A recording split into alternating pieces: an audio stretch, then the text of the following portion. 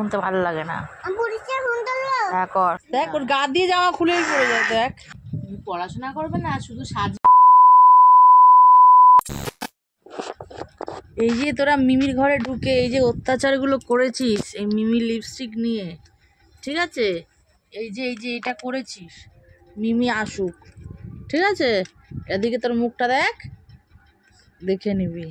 আর মিমি দেখবে আর এসে দেখবি, খাক করে ধরবে। তোদের বেশি হয়ে গেছে তো। আর এক্সপায়ারগুলো দিয়ে করছিস। সাজা আছে। পটি করছিস নাকি তুই?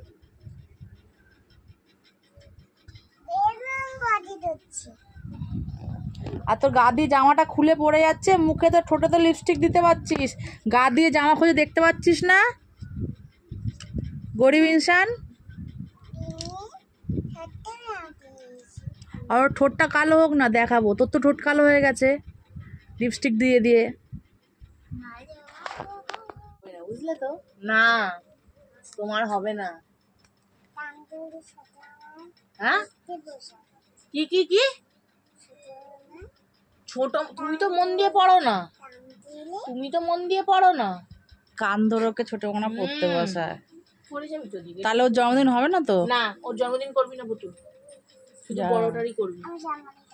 না, বড়টার হবে happy birthday, chocolate ice cream, mango ice cream, আবার কেক কাটবে, আবার লেস কুরকুরে সব ওড়াবে।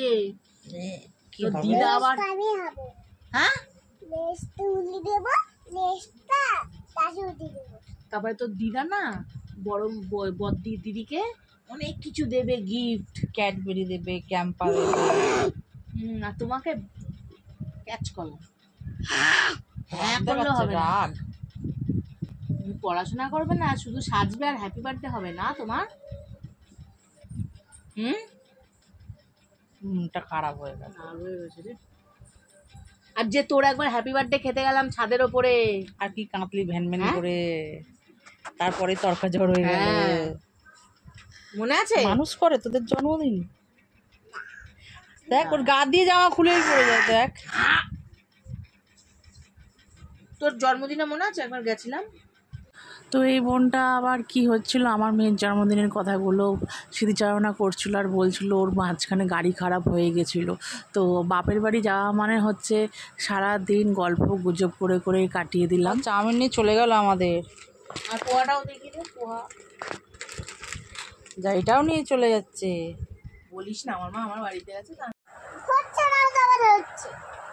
নিবি। আমি একটা কথা বলছি, আমার কিন্তু লোকের কথা শুনতে ভালো লাগে না। হ্যাঁ কর।